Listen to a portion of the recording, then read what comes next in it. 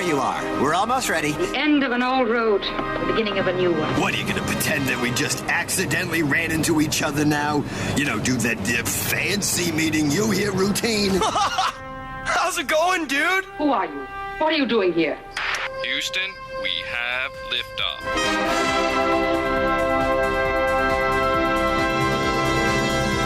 Hi, everybody, and welcome to NSS. This is the Reynolds Report.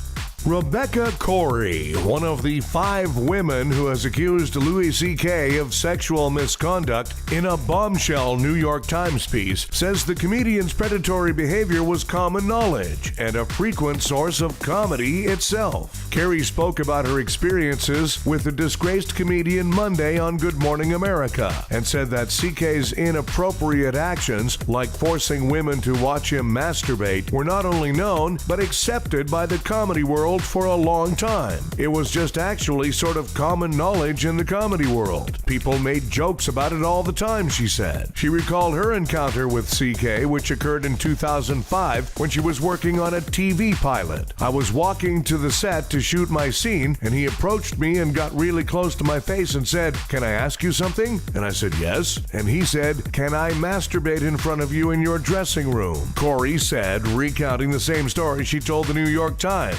More to come on this, I'm sure. Sunday on 60 Minutes, Olympic gymnast Ali Raceman said she was sexually abused by the USA Gymnastics team doctor. She was 15 at the time. I am a victim of sexual abuse. Like, it's really not an easy thing to let yourself believe that. You're saying you were sexually abused? Yes, absolutely. By the national team doctor? Yes. While you were out there representing your country? Yes. At least 5 companies, including Keurig and Realtor.com, have stopped running ads on Sean Hannity's talk show after backlash over how the Fox News host covered allegations of sexual misconduct by Alabama Senate candidate Roy Moore. And now, things I've learned from Judge Judy. All rise. Mother of an 8-year-old little girl is supposed to know what she's doing all the time, especially when you bring strange men around the house. We understand each other. That's it for things I've learned from Judge Judy. Well, the Pope announced that starting next year, all sales of cigarettes in the Vatican will be banned. But thank God he's still keeping the bar open. Sean Combs, also known as Puff Daddy, also known as P. Diddy, also known as Diddy, is changing his name again, this time to Brother Love, which is way better than his first choice, Koifefe CK. A drunken and unruly O.J. Simpson was kicked out of a Las Vegas bar for life. How drunk do you have to be to get kicked out of a Las Vegas bar for life? The guys in The Hangover brought Mike Tyson's Tiger to a bar, and they didn't get kicked out. Pepsi has a new flavor for the holidays, salted caramel. It wasn't actually the flavor they planned on releasing, but evidently they're still working out the kinks in the cranberry sauce flavored Pepsi.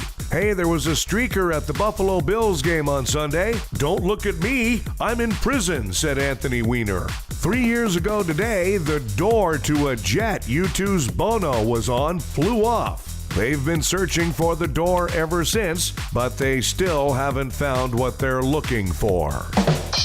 For the first time in history, a crab was filmed hunting, killing, and eating a bird. I'm never, ever going back to that restaurant. 2 women in Indiana climbed from their car into the drive-thru window of a McDonald's in a fight over McNuggets. Your move, Florida. Your move. The Chinese e-commerce giant Alibaba set a new record, racking up a whopping $25.4 billion in sales in one day. That's a lot of fidget spinners. Starbucks CEO Howard Schultz recently said that despite the rumors, he is not considering running for president in 2020. He wanted to, but they keep misspelling his name on the banner. Time for Nobody Gives a F***. Experts are saying that Facebook's new fact-checking system just isn't working. Tell me about it. My relationship really isn't complicated. Hey, Bookface, nobody gives a f***.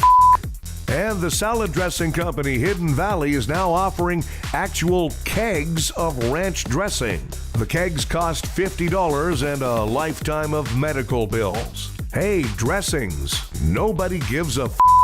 Thanks, everybody. We have a new episode of the Reynolds Report for you every weekday. Be sure to check out NSS Live, starring Frank D'Angelo and his celebrity panel of guests, including the legendary Phil Esposito. Tuesdays and Thursdays. NSS Live.